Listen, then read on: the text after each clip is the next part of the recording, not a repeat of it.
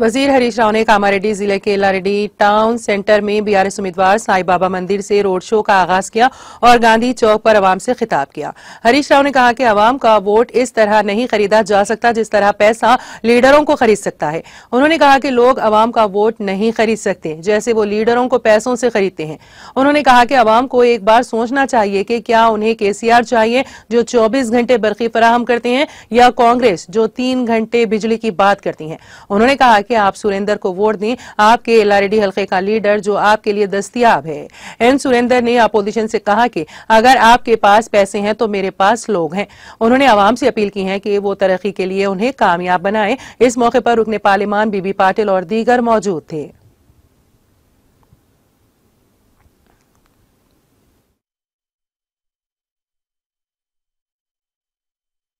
ప్రజలు అమ్ముడుపోతామా?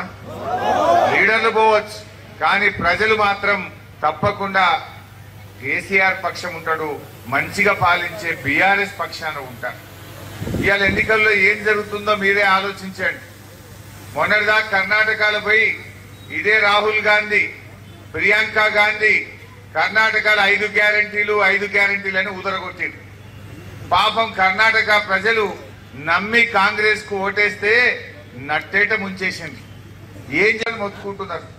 ఇవాళ వాళ్ళ 5 గ్యారెంటీల మాట దేవుడేరు గాని ఉన్న కరెంటు పోయిందట.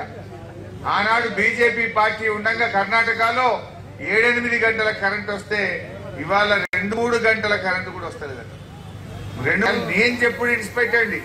ఆ కర్ణాటక ఉప ముఖ్యమంత్రి డికే శివకుమార్ వచ్చే మొన్న ఒక ఉపన్యాసంలో చెప్పిండు, ఇగో మా కర్ణాటకలో మేము రైతులకు రోజుకు 5 గంటల కరెంట్ ఇస్తున్నాము అన్నాడు. 5 గంటలు ఇస్తే చాలుతుందా? ఇక్కడ పిసిసి అధ్యక్షుడు రేవంత్ రెడ్డి ఉన్నాడు, ఆయన అయితే ఇంకా ఎక్కువ అంటుండు. 3 గంటలే చాలు, మా వాడు 5 అన్నాడు కానీ 10 HP మోటార్ పెడితే 3 గంటల 3 ఎకరాలు వాడుతుందట. మాటలు మాట్లాడుతుండ్రో ఒక్కసారి ఆలోచించండి.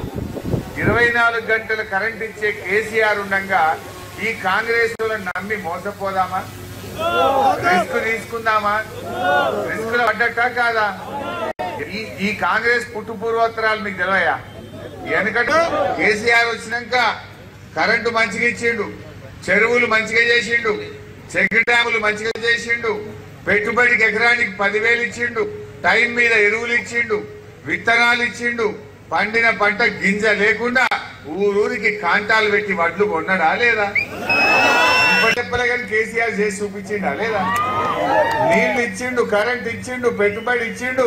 ఇవాళ 2 పంటలు పక్కా చేసింది బీఆర్ఎస్ పార్టీ. ఈ గులాబీ జెండా కాదా? మీరు ఆలోచించండి.